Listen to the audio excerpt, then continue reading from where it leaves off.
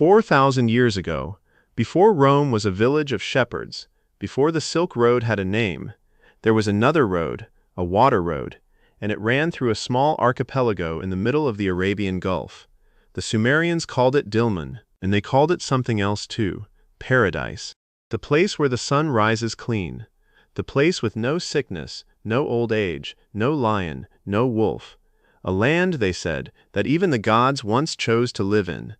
But strip away the myth for a moment, and something even stranger is waiting underneath it. Because Dilmun wasn't just a story the Sumerians told about paradise. It was a real place, on a real map, doing something no other civilization of its size has ever quite managed. Sitting at the exact midpoint between two of the greatest economic powers of the ancient world, Mesopotamia to the northwest and the Indus Valley to the southeast, and turning that single accident of geography into an empire of merchants. No standing army worth the name, no conquests we can point to on a map. Just ships, ports, weights, seals, and an extraordinary talent for being indispensable.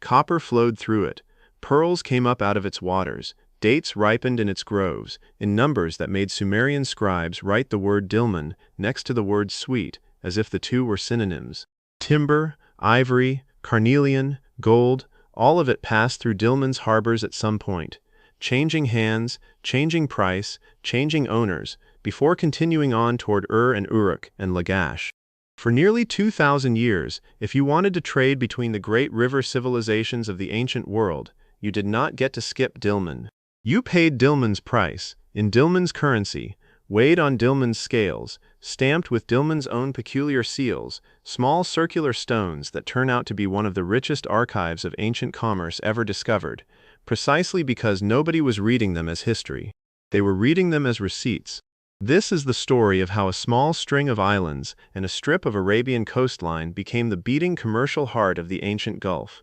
how it got rich, how it stayed rich for so long, and eventually, how the world simply moved on and forgot to keep needing it. This is Dilmun. Not the paradise of Sumerian myth this time, but the marketplace underneath it. Every successful business, ancient or modern, starts with the same unglamorous question: where are you standing, and who needs to walk past you to get anywhere? Dilmun's answer to that question was almost absurdly good. Look at a map of the ancient Near East around 2000 BCE. In the north and west, you have the twin river civilization of Sumer and Akkad, threaded together along the Tigris and Euphrates, cities like Uruk, Lagash, and Eridu, immensely wealthy in grain and textiles and temple gold, but almost entirely without two things every Bronze Age civilization desperately needed: metal ore and hardwood timber. Mesopotamia is river silt. It is flat, fertile, and mineral poor. You cannot mine a ziggurat's worth of copper out of alluvial mud. Now look southeast, across the water, toward the Indus Valley, the civilization we call Harappan, centered on cities like Mohenjo-Daro and Harappa, and known to the Mesopotamians by the name Meluha. This was a civilization rich in exactly what Sumer lacked: carnelian beads, ivory, exotic woods, cotton textiles, and, crucially, access, through overland trade networks, to the copper deposits of Oman and beyond. And in between these two economic giants, almost exactly equidistant, sits a small cluster of islands and a strip of coast that today we'd call Bahrain, plus the nearby island of Falaka and portions of the eastern Arabian shoreline. Fresh water springs bubble up even beneath the seabed here, a genuine geological rarity that meant ships could resupply with drinkable water without needing to find a river mouth, a natural harbor sheltered from the worst of the Gulf's weather, pearl banks in the shallow warm water just offshore, date palms that, fed by those artesian springs, produced fruit that Mesopotamian merchants prized above almost anywhere else in the known world. This wasn't a place you passed by accident. It was a place you were, in the most literal sense, forced to consider stopping, because it sat squarely across the most efficient sea route connecting the two great river civilizations of the Bronze Age Near East. The Sumerians had a rough mental map of the world that survives in their literature, and it divides the earth into a small number of named lands beyond their own: Dilmun, Magan, and Meluha. Magan is generally identified with the copper-rich region of what is now Oman and the UAE. Meluha is generally identified with the Indus civilization far to the southeast, and Dilmun sits between them, both geographically and, this is the important part, economically. Dilmun texts and trade records show it functioning less like a rival producer of raw goods and more like a hinge.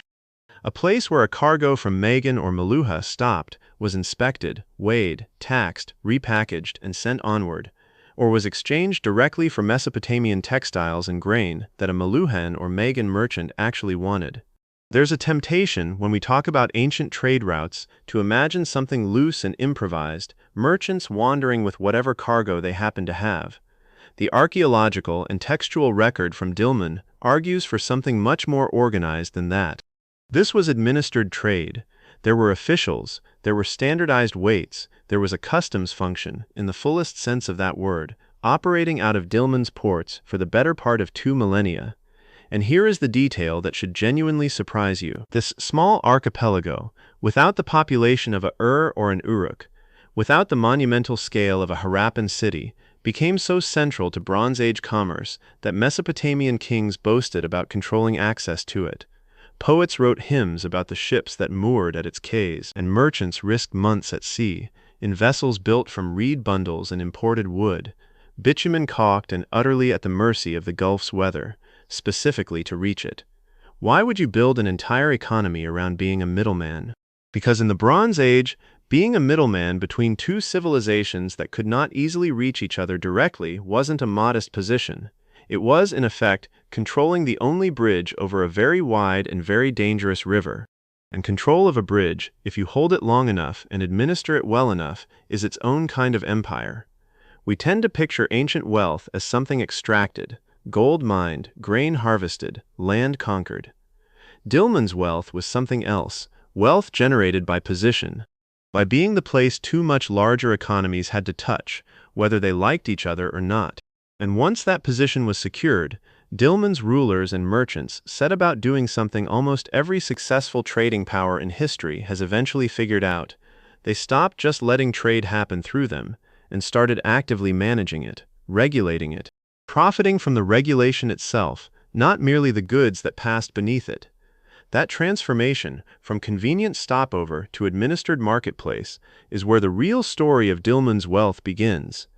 Somewhere around the early 3rd millennium BCE, well before Dilmun appears vividly in Mesopotamian written records, the archipelago was already functioning as a settled, organized society with access to fresh water, defensible anchorages, and a growing population supported by date cultivation and fishing. But the moment Dilmun enters written history, really enters it, in cuneiform tablets from southern Mesopotamian cities, it enters as a trading partner, not a curiosity. Administrative texts from cities like especially from the period historians call the III period, roughly the 21st century BCE, and continuing strongly into the Old Babylonian period a few centuries later, are packed with references to Dilmun, not mythological references. Bureaucratic ones, ledgers, the kind of document a Sumerian temple or palace scribe wrote not for poetry, but because someone needed to know exactly how much copper came in on a given ship, and exactly how much barley, wool, or silver went out in exchange. This is one of the quietly remarkable things about how we know what we know regarding Dilmun's commercial life. Much of it doesn't come from grand royal inscriptions boasting of conquest. It comes from something far more mundane and, in its way, far more trustworthy: receipts, shipping manifests, records of goods weighed in and weighed out, the kind of paperwork nobody fakes for propaganda purposes, because nobody expected a scribe's tally of copper ingots to be read 4,000 years later by anyone at all. From these records, a picture assembles itself. Merchants, some working for Mesopotamian temples and palaces, some apparently operating with more independence, financed by silver advanced against a future return of profit, organized trading expeditions to Dilmun. The phrasing itself is telling, not to Magan, not to Meluhha, even when the ultimate origin of the goods being sought was one of those two places. Dilmun was the destination. Dilmun was where the deal actually happened. This strongly suggests something important about how the ancient Gulf trade network actually worked in practice. Direct, sustained Mesopotamian shipping all the way to the Indus Valley coast appears to have been rare, and by the early 2nd millennium BCE had become rarer still. Instead, Dilmun functioned as the transshipment point, the place where Melahan and Magan goods were already waiting, having been brought there by their own regional traders, ready to be picked up by Mesopotamian merchants who had no need, and increasingly no desire, to make the far longer and more dangerous journey themselves. Think about what that arrangement actually means economically.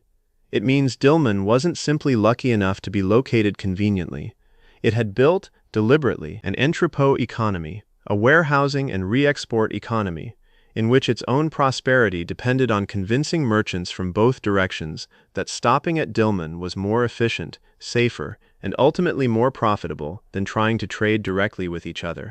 And they had leverage to make that case, because direct trade between Mesopotamia and the Indus Valley across the open Gulf and around the Arabian Peninsula was genuinely difficult. It meant longer voyages, less predictable resupply, greater risk of loss. A Mesopotamian merchant who could instead sail a shorter, well-charted route to Dilmun, resupply with fresh water at a known and reliable source, trade in a port with established weights and established local partners, and be home in a fraction of the time, that merchant had every incentive to let Dilmun handle the harder, longer leg of the journey. This is, in miniature, exactly the logic that has built entrepot economies throughout history. Venice sitting between Europe and the Levant, Malacca sitting between India and China, Singapore sitting at the mouth of its strait. The pattern is always the same: a power that does not necessarily produce the most valuable goods in a network, but controls the most convenient point at which those goods must be exchanged, and organizes itself ruthlessly efficiently around that fact. Dilmun appears to have understood this logic remarkably early, and to have institutionalized it. Texts describe officials associated with Dilmun's harbor, sometimes translated as something like harbor overseers or trade agents, whose role seems to have been exactly what you'd expect from a customs authority: verifying cargo, facilitating exchange, and presumably taking a cut, whether in the form of a formal tax, a mandatory local exchange rate, or simply the leverage of controlling the only reliable stopover on the route. There's a particularly vivid category of evidence for this: standardized weights. Archaeologists working at Dilmun-associated sites, especially at the great settlement mound of Qal'at al-Bahrain, have recovered stone weights that follow a distinctive standard, a weight system that shows influence from, but is not simply identical to, Mesopotamian weight standards, and that also shows connections to weight systems used in the Indus Valley. In other words, Dilmun appears to have developed something close to its own commercial standard, a recognized, trusted unit of weight that merchants from multiple different trading cultures could rely on when a deal was struck in a Dilmun port. That might sound like a small technical detail. It is not. A trusted, standardized weight system is one of the load-bearing pillars of any trading economy, ancient or modern. If a merchant from cannot be certain that the weight used to measure out copper in a Dilmun harbor is honest and consistent, the entire transaction becomes a gamble rather than a trade. The fact that Dilmun weights turn up not only at Dilmun sites but at trading partner sites elsewhere in the Gulf suggests these weights were recognized and respected well beyond Dilmun's own shores, a sign of exactly the kind of institutional trust that turns a convenient harbor into an actual financial center. So by the time Dilmun appears clearly in the Mesopotamian written record, it is not appearing as a raw resource, a curiosity, or a distant mythological land. It is appearing as an economic institution, a port with its own administration, its own trusted weight standards, its own merchant class, sitting at the precise pinch point of Bronze Age Gulf trade, extracting value not from what it dug out of the ground, but from what it managed to move through its harbors, and from the trust that movement depended on. If you had to pick a single commodity to explain why Dilmun mattered so much to Mesopotamia, you would pick copper, and it would not be close. Bronze Age Mesopotamia had an economy dependent on bronze, the alloy of copper and tin, for tools, weapons, fittings, and countless everyday and ceremonial objects. And Mesopotamia, as we've already established, had essentially none of the raw copper it needed. The alluvial plains of the Tigris and Euphrates are extraordinary for agriculture, and essentially barren of workable metal ore. Every scrap of copper that ended up in a Sumerian tool, a Babylonian statue, or an Akkadian blade had to come from somewhere else, and had to travel a long way to get there. The primary source, again and again in the texts, is Magan. the region we associate today with the copper deposits of Oman and the surrounding area, some of the richest and most accessible copper ore sources anywhere near the ancient Near East.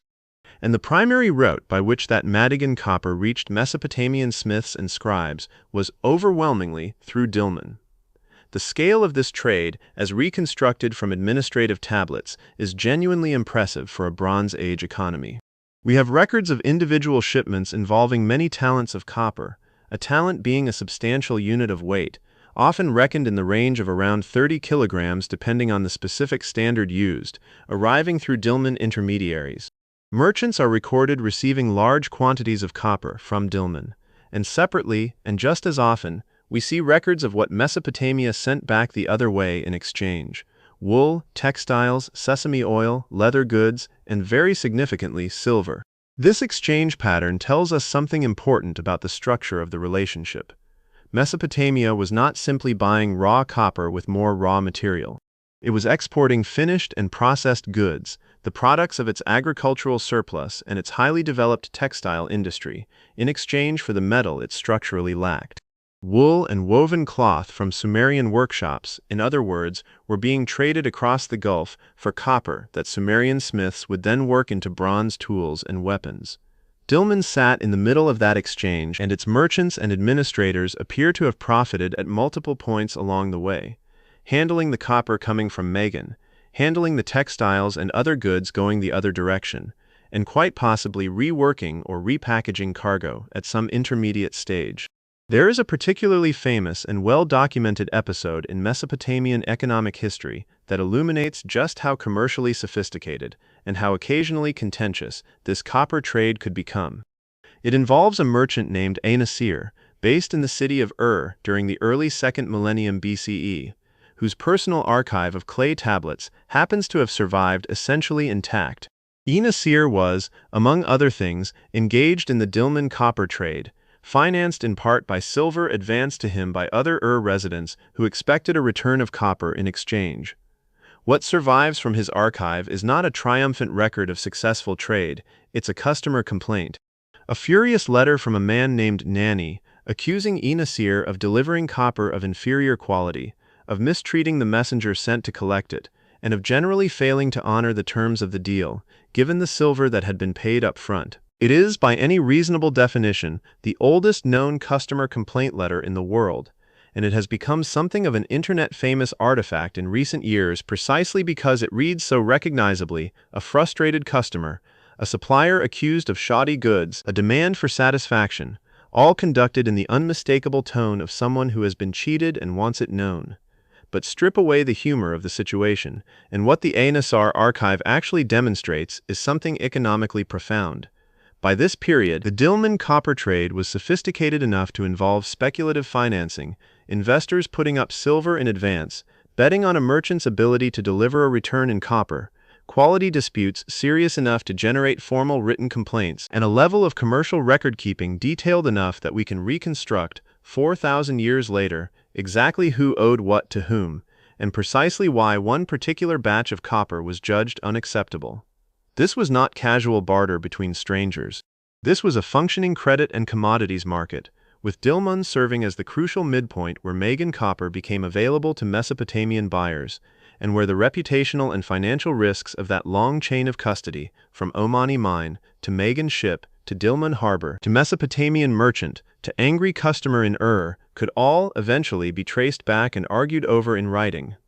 It's also worth pausing on just how central copper was to defining Dilmun's economic identity in the eyes of contemporary observers. Royal inscriptions from various Mesopotamian rulers, when they wanted to boast about their reach and their control over prosperity, specifically mention ships of Dilmun, ships of Magan, and ships of Meluha mooring at their quays, and the copper trade in particular is singled out often enough that the association between Dilmun and copper becomes almost a fixed epithet in the literature, the way certain places become permanently linked in the popular imagination with a single defining export. Later in Dilmun's history, there's compelling evidence that Dilmun's role shifted from purely being a transit point to also being a place of active copper processing.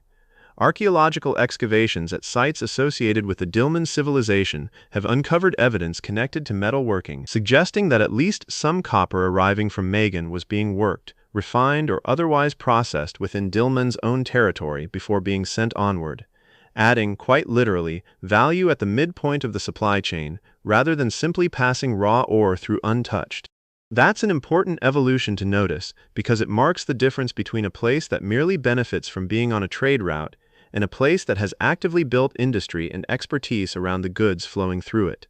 Dilmun, over the centuries, seems to have moved decisively in the second direction, not content to just let copper pass by for a toll, but positioning itself as a place where copper was handled, worked, verified, and improved before it continued its journey into the furnaces of Mesopotamian smiths. Copper, in the end, is the clearest possible illustration of why geography alone doesn't explain Dilmun's wealth.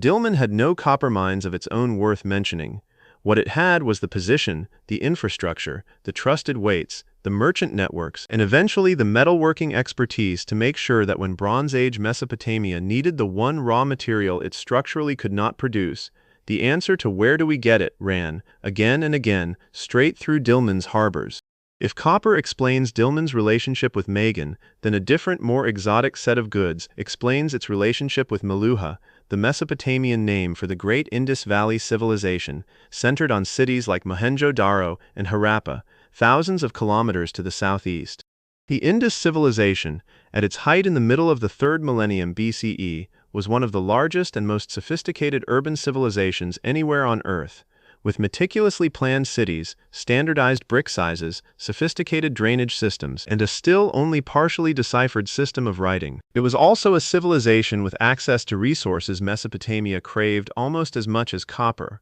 carnelian, a prized reddish-orange semi-precious stone; ivory, from Indian elephants; exotic hardwoods; and finished luxury goods including beads, ornaments, and textiles of a quality that made them desirable status objects far beyond the Indus region itself. Getting these goods from the Indus Valley to Mesopotamia meant crossing an enormous stretch of open or coast-hugging water, well beyond what most Mesopotamian shipping of the period seems to have regularly attempted.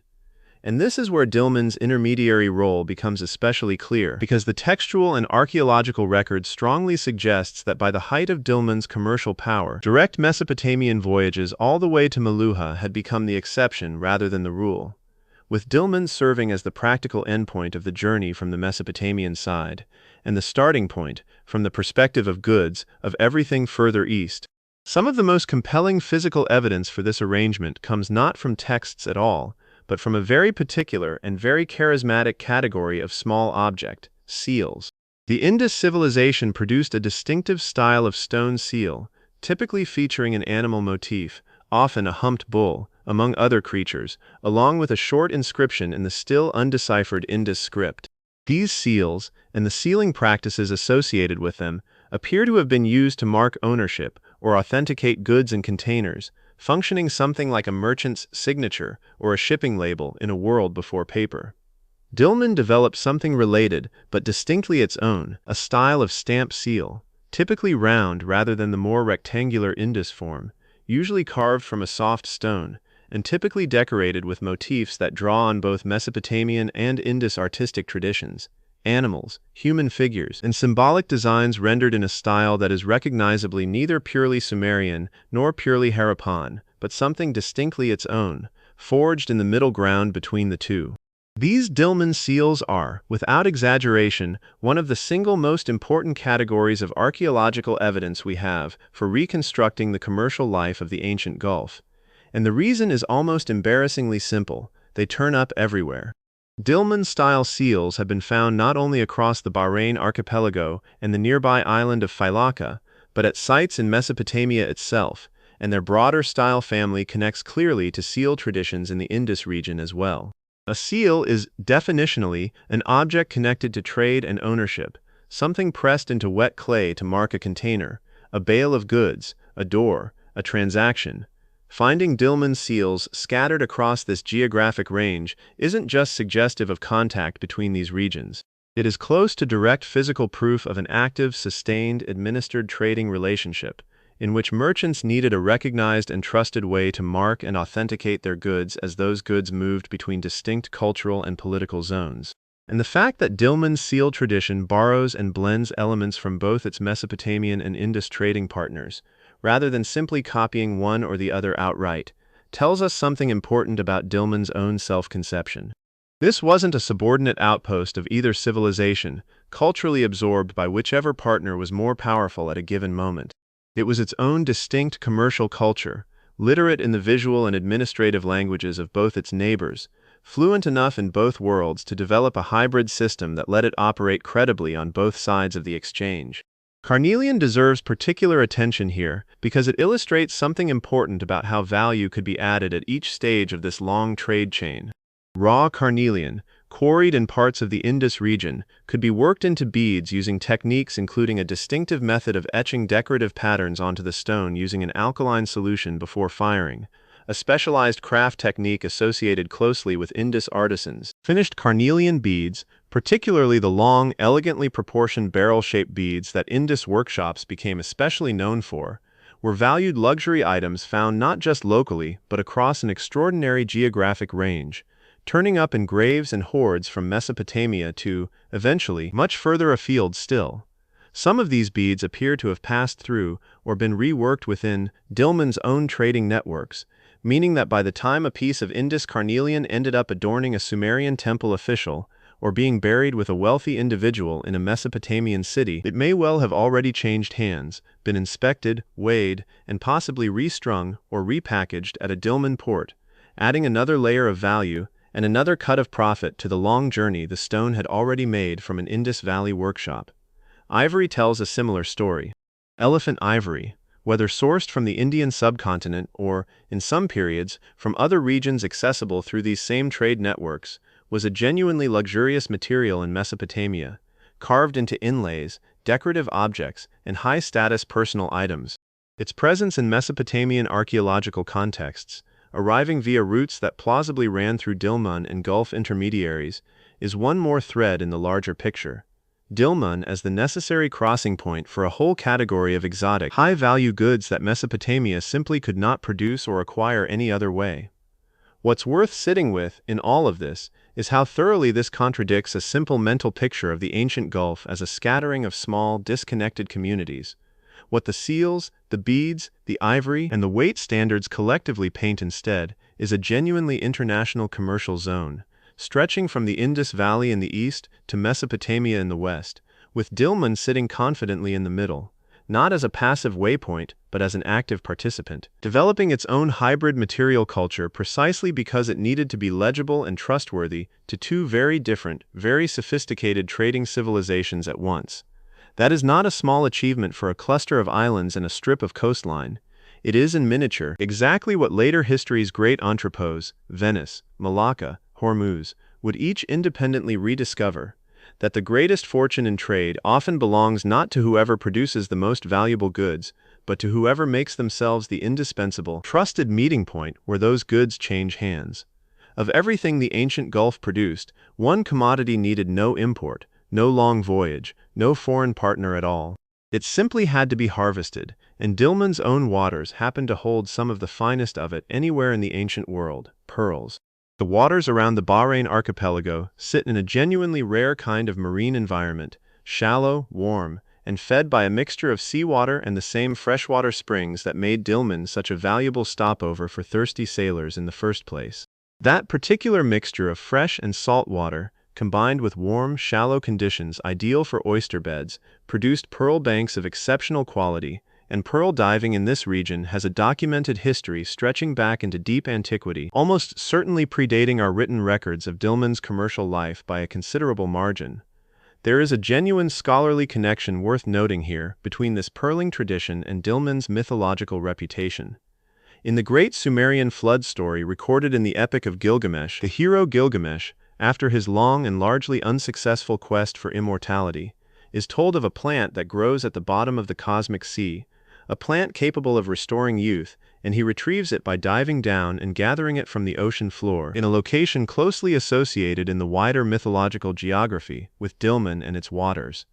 Many scholars have long suspected that this story, whatever its deeper symbolic meanings about mortality and the limits of human striving, likely drew directly on the real, lived practice of pearl diving in the waters around Dilmun, divers descending into the depths, holding their breath, to bring back something rare and precious from beneath the sea. The myth of the plant of immortality and the real economic practice of pearl diving may, in other words, be much closer cousins than they first appear. Pearl diving itself, as practiced in this region across many centuries, and as it continued to be practiced in recognizably similar form right up into the 20th century before the rise of cultured pearls transformed the global market, was extraordinarily demanding and often dangerous work. Divers, working from small boats, would take a weighted stone to help them descend quickly, hold their breath for as long as they could manage, and gather oysters by hand from the seabed before being hauled back up by a partner on the surface. This was repeated dive after dive, throughout a working day, across an entire pearling season, in conditions that could include dangerous marine life, the physical toll of repeated deep breath holding, and simply the risk of accident or exhaustion far from shore. What made this labor economically worthwhile, of course, was the extraordinary value placed on the pearls themselves once found.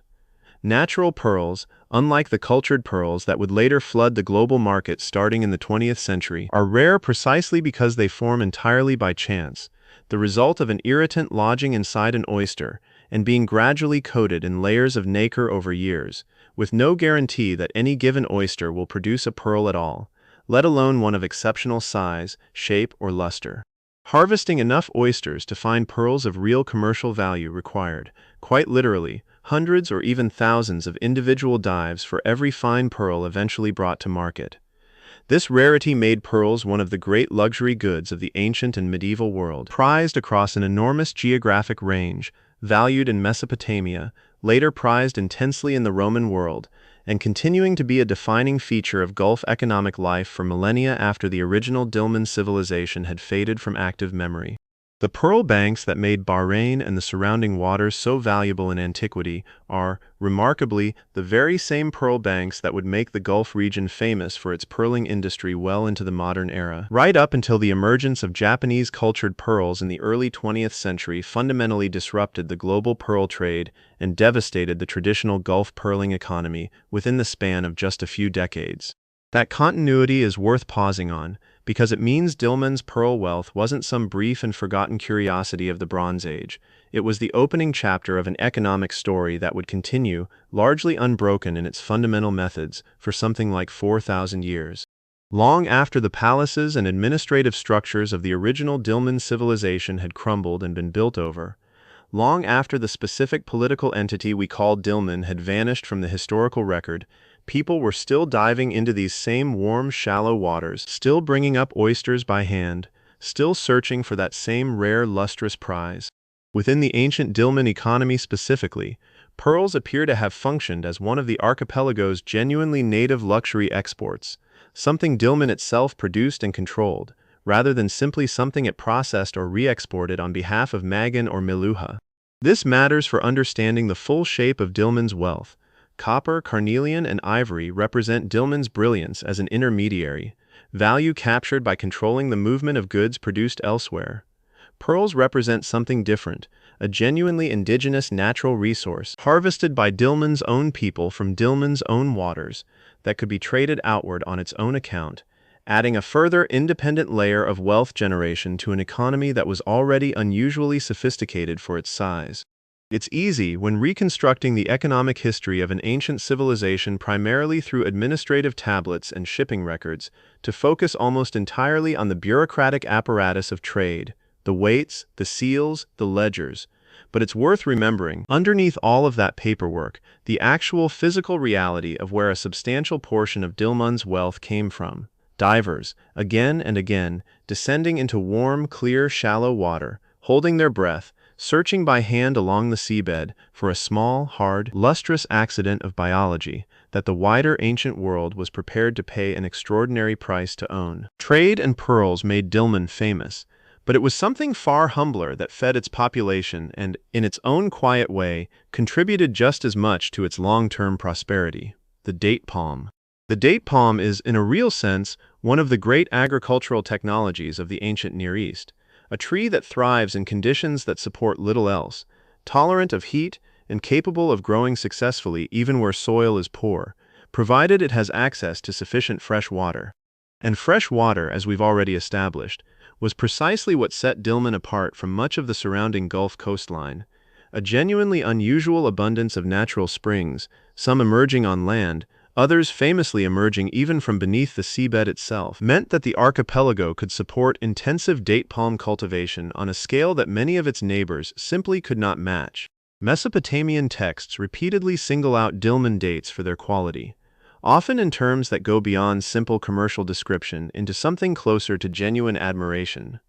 The association between Dilmun and sweetness, and between Dilmun and fertile abundance more broadly, runs deep enough in Sumerian literary tradition that it becomes one of the defining features of Dilmun's mythological identity, as well as its economic one. The Paradise Land, described in Sumerian literary compositions, is explicitly a place of abundant fresh water and lush fertility, an idealized vision that surely drew directly on the real, lived agricultural reputation of the actual place. This matters economically for a reason that's easy to overlook. A trading economy, however sophisticated, cannot function purely on trade. It needs to feed its own population, sustain its own workforce of dock workers, sailors, craftsmen, administrators, and divers, and ideally generate enough of a genuine agricultural surplus that it isn't simply dependent on imported grain to survive. Dilmun's date palm agriculture appears to have provided exactly this kind of foundation. A reliable, locally produced food source, sweet and calorie-dense and capable of being dried and stored for long periods, which meant it could also function as a trade good and a provisioning resource for outgoing ships, not merely as subsistence food for Dilmun's own population. There's a particularly telling detail in the archaeological record here, connected to Qal'at al-Bahrain, the Great Tell, the layered settlement mound that sits at the heart of ancient Dilmun's core territory and has been the subject of extensive archaeological investigation. Excavations there have revealed not just evidence of trade goods and administrative activity, but agricultural installations and evidence connected to date cultivation and processing, reinforcing the picture of a settlement that combined its famous role as a trading hub with a genuinely productive local agricultural economy underpinning it. Fresh water access, more broadly, deserves to be understood as one of Dilmun's single most valuable and most underappreciated natural resources. In a region where much of the surrounding coastline is arid and lacks reliable fresh water sources, Dilmun's springs made it not just a pleasant place to live, but a genuinely strategic asset for anyone conducting long sea voyages across the Gulf. Ships heading toward Mesopotamia from the direction of Magan or Meluha, or heading the opposite direction, needed to resupply with drinking water at some point along the journey, and Dilmun's reliable, reputedly excellent springs made it a natural, near-mandatory stop for exactly that purpose, reinforcing yet again its role as the crossroads no Gulf trading voyage could easily avoid. Put fresh water, date palm agriculture, and pearl banks together, and you start to see something important about the full shape of Dilmun's prosperity that a narrow focus purely on the copper and carnelian trade can obscure. This was not a civilization whose wealth depended entirely on its role as a middleman for other people's goods. It had its own genuine natural endowments, water, dates, pearls, that gave it an independent economic base, on top of which its brilliant positioning as an entrepot for Magan copper and Meluhan luxuries could be layered. That combination, a strong local resource base, plus an unbeatable strategic trading position, is precisely what allowed Dilmun's prosperity to be sustained across so many centuries, rather than being a fragile prosperity entirely dependent on the continued goodwill and continued shipping patterns of its larger neighbors. It also explains something about why Mesopotamian sources describe Dilmun with such genuine warmth and admiration, in a way that goes beyond the simple transactional respect one trading partner might show another. Dilmun wasn't just useful to Mesopotamia. In the Sumerian imagination, reflected in texts like the poem sometimes called Enki and Ninhursag, it was beautiful, a place of pure water, ripening dates and abundant fertility, a paradise that, unusually for ancient mythologies, was explicitly located in a real, known, tradable place, rather than in some entirely unreachable cosmic elsewhere. That fusion of the mythological and the mercantile, the sacred and the commercial, may be one of the most distinctive and remarkable features of how the ancient world understood Dilmun. not choosing between paradise and marketplace, but seeing no real contradiction in holding both ideas about the same small, fresh-watered, date-palmed, pearl-rich archipelago at once. If Dilmun's wealth was built on trade, pearls, and dates, then its physical capital, the place where all of that wealth was administered, stored, and displayed, deserves its own close look. And the single most important site for understanding that physical reality is Qal'at al-Bahrain, a great tell on the northern coast of Bahrain Island that has been excavated across many decades by multiple international archaeological teams, and that today stands as a UNESCO World Heritage Site precisely because of the extraordinary, layered picture of ancient Gulf urban and commercial life that it preserves. A tell, for anyone unfamiliar with the term, is essentially an artificial mound built up over centuries or millennia by the accumulated remains of successive settlements, each generation building on top of the ruins of the last, so that excavating downward through a tell is in effect excavating backward through time, layer by layer. Qal'at al-Bahrain contains occupation layers stretching from the Dilmun civilization's earliest phases through numerous later periods, including subsequent Kassite period occupation, and continuing all the way through to the much later Portuguese fort that gives the site its modern Arabic name, meaning, fittingly, Fort of Bahrain. Within the Dilmun era layers specifically, archaeologists have uncovered substantial architectural remains that speak directly to the site's role as an administered trading center, what appear to be warehouse structures, evidence of organized urban planning, defensive walls, and, critically, the kind of small portable objects, seals, weights, and pottery with clear connections to both Mesopotamia and the Indus region that confirm this was a genuinely international port, actively engaged in exactly the kind of long-distance commerce the textual record describes. The presence of substantial fortification is itself worth noting. A settlement doesn't typically invest heavily in defensive walls unless it has something valuable enough to be worth defending, and unless its inhabitants have reasonable cause for concern about potential raiders or rival powers. Qal'at al-Bahrain's defensive architecture across its Dilmun-era phases suggests a settlement that understood itself, correctly, as a wealthy prize, a place holding valuable stores of copper, pearls, and other trade goods that needed active protection, not simply an open, undefended waypoint that anyone could freely raid.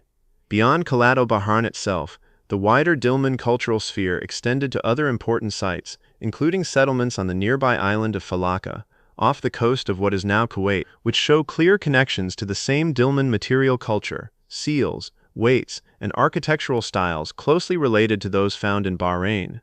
suggesting a Dilmun cultural and commercial network that extended beyond the core Bahrain archipelago itself into a wider zone of associated settlements and satellite trading posts across the northern and western Gulf. One of the most visually striking and, in its own way, economically revealing categories of archaeological evidence connected to ancient Dilmun comes not from its settlements at all, but from its enormous burial mound fields, vast cemeteries containing many tens of thousands of burial mounds concentrated in particular areas of Bahrain, representing one of the largest ancient cemetery complexes known anywhere in the world relative to the size of the population that produced them.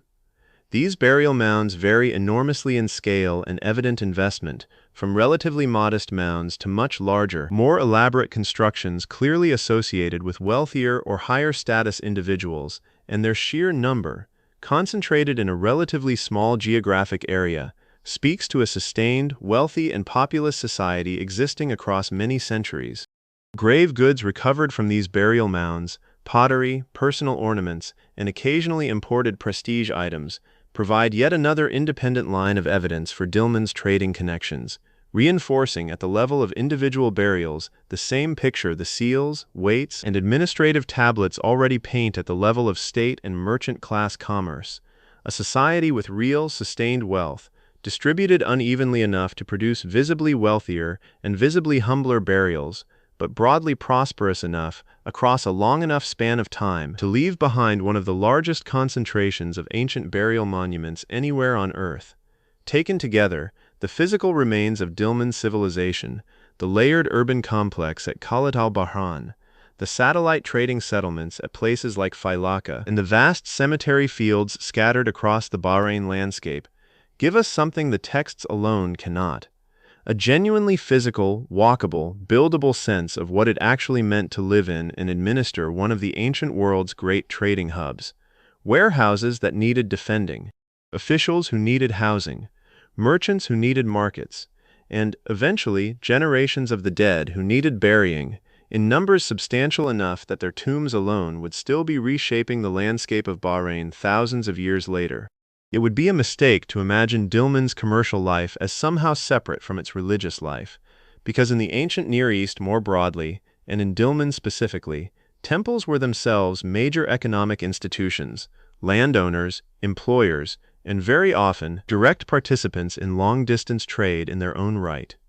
The most important religious site associated with ancient Dilmun is the temple complex at Barbar, on Bahrain Island, where archaeologists have uncovered a sequence of temple structures built and rebuilt across multiple phases, dedicated, based on the artifacts and inscriptions recovered, to the god Enki, the Mesopotamian god of fresh water, wisdom, and, significantly for Dilmun's own self-understanding, the deity most closely associated in Sumerian mythology with Dilmun itself as a paradise land. In the Sumerian composition Enki and Ninhursag, it is Enki who blesses Dilmun with abundant sweet water and fertility, and the real, physical Barbar Temple complex, with its own sophisticated systems for channeling and using natural spring water within the sacred architecture itself, seems to have been built specifically to honor and physically embody that same divine association between Enki, fresh water, and Dilmun's fertility. This connection between temple, water, and prosperity wasn't merely symbolic. Temples across the ancient Near East characteristically controlled significant economic resources, agricultural land, workshops, and often a role in organizing or financing long-distance trade expeditions, since temples, alongside palaces, were among the few institutions with the accumulated wealth and administrative capacity to finance the kind of speculative, months-long trading voyages that Gulf commerce required. It would be entirely consistent with broader Mesopotamian and Near Eastern patterns for Dilmun's own temple institutions to have played a similarly active economic role, organizing agricultural production around the sacred springs, and quite plausibly financing or otherwise participating in trading ventures connected to the wider Gulf network. Royal power in Dilmun, meanwhile, appears, based on the available evidence, which admittedly remains less complete for Dilmun's own internal political structure than for its trading relationships with Mesopotamia, to have been closely bound up with control over this same trading and agricultural wealth. Mesopotamian sources occasionally reference rulers or officials associated with Dilmun in contexts connected to trade and diplomacy, and the sheer administrative sophistication required to manage standardized weights, seal systems, and harbor operations across centuries strongly implies some form of organized political authority capable of maintaining and enforcing those standards consistently over time. There's a broader pattern worth noting here, one that recurs across many ancient trading societies. Political and religious authority in a major entrepot frequently derives much of its legitimacy and its actual practical power, not from military conquest or agricultural surplus alone, but from its ability to guarantee the trust and predictability that trade depends on. A ruler or temple administration that can reliably enforce honest weights, protect merchants and their goods from theft, and maintain the physical infrastructure of harbors and warehouses is providing something genuinely valuable to every merchant who passes through.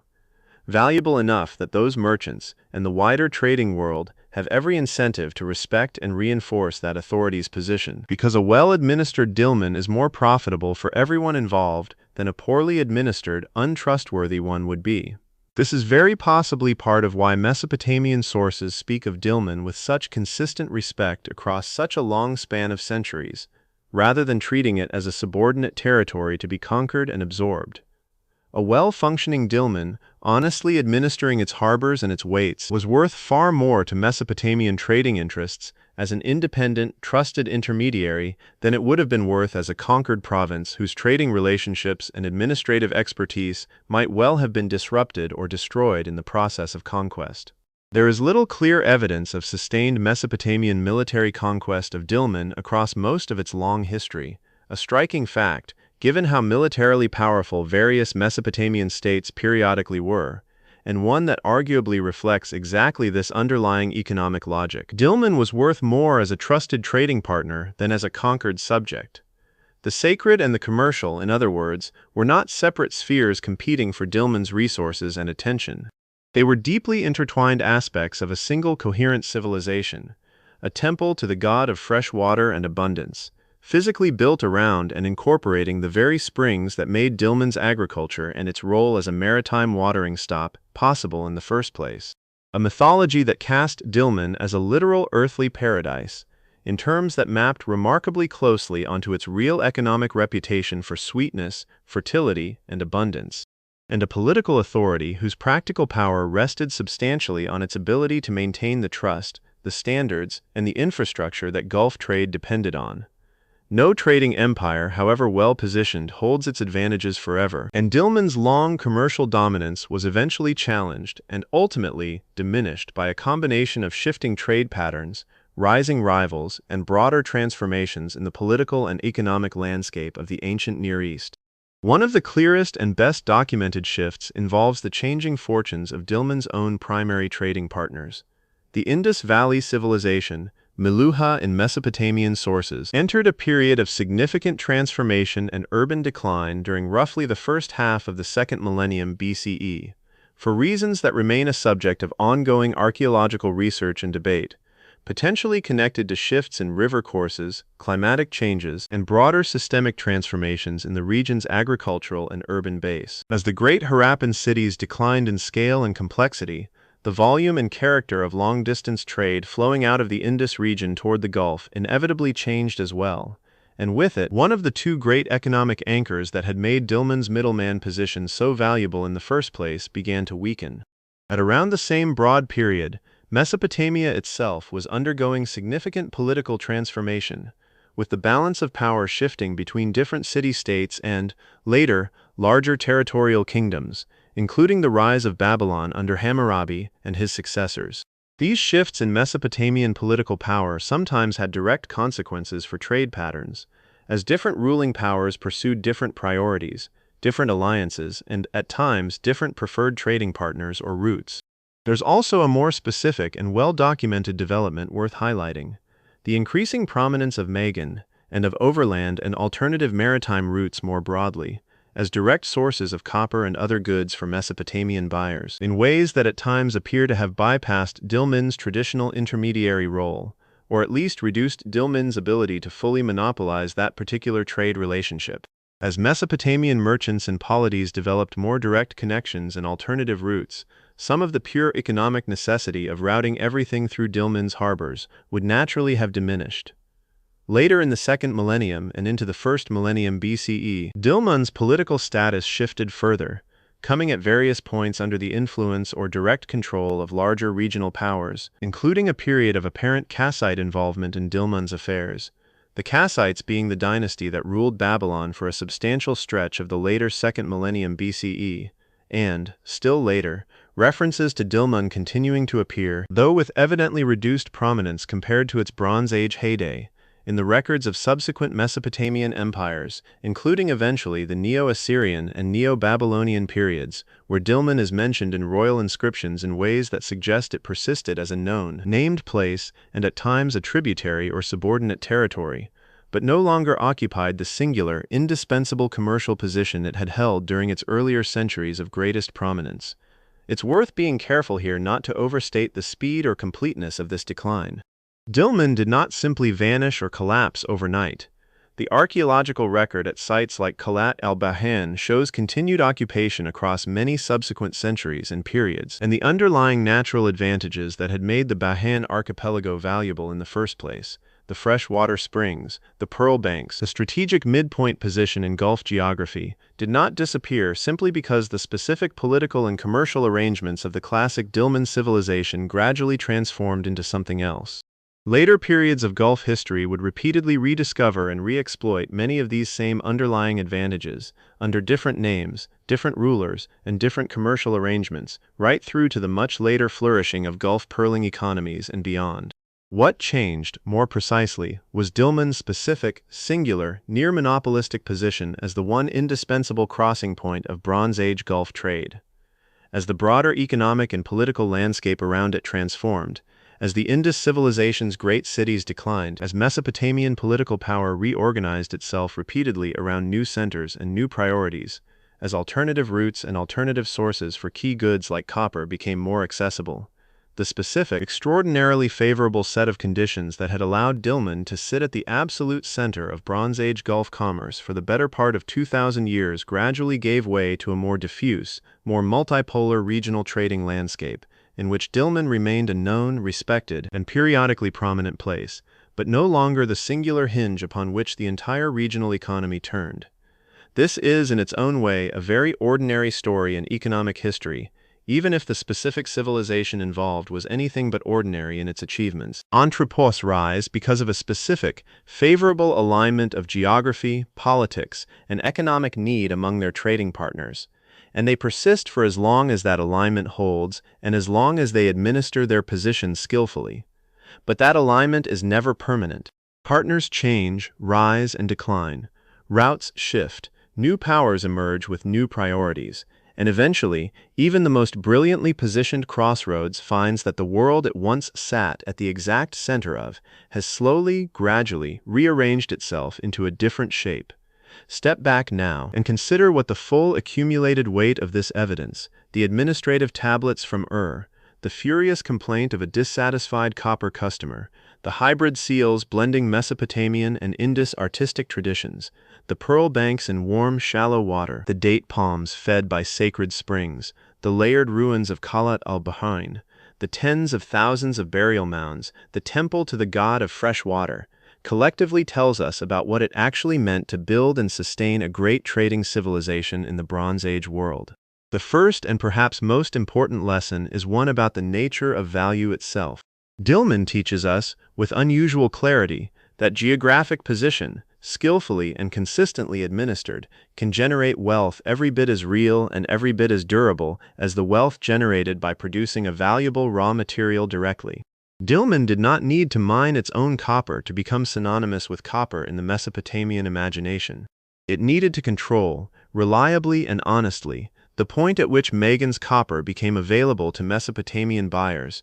and to do that so consistently, across so many centuries, that Dilmun and copper became almost interchangeable terms in the administrative language of Sumerian scribes. The second lesson concerns trust as an economic asset in its own right. The standardized weights that archaeologists have recovered from Dilmun sites, weights recognizable and respected by trading partners across a wide geographic range, represent something we might easily take for granted in a modern economy, with legally enforced, nationally standardized units of measurement, but which was a genuinely difficult and valuable achievement in the ancient world. A trusted, consistent standard that let merchants from entirely different cultures, speaking different languages, using different writing systems, conduct honest business with each other, confident that a given quantity of copper or silver meant the same thing regardless of whose hand had weighed it. The third lesson involves the surprising durability of natural resource advantages, properly exploited. Long after the specific political entity we call the Dilmun civilization had faded into a subordinate, tributary status within much larger regional empires, the underlying natural gifts that had made Bahrain valuable in the first place, its freshwater springs, its pearl banks, its strategic midpoint position, continued to generate wealth for whoever controlled them, right through to the Gulf pearling economies of the 19th and early 20th centuries, and genuinely astonishing continuity of economic activity spanning something on the order of 4,000 years. And the fourth lesson, perhaps the most human of all, comes from that single surviving complaint letter of a dissatisfied customer named Nani, furious at the merchant Enasir over a shipment of substandard Dilmun copper. Strip away the exotic antiquity of the setting, and what you're left with is something instantly, almost uncomfortably familiar. A customer who paid good money in advance, received goods he considered inferior to what was promised, and wrote an angry letter demanding satisfaction. 4,000 years of technological, political, and cultural transformation separate that letter from our own world.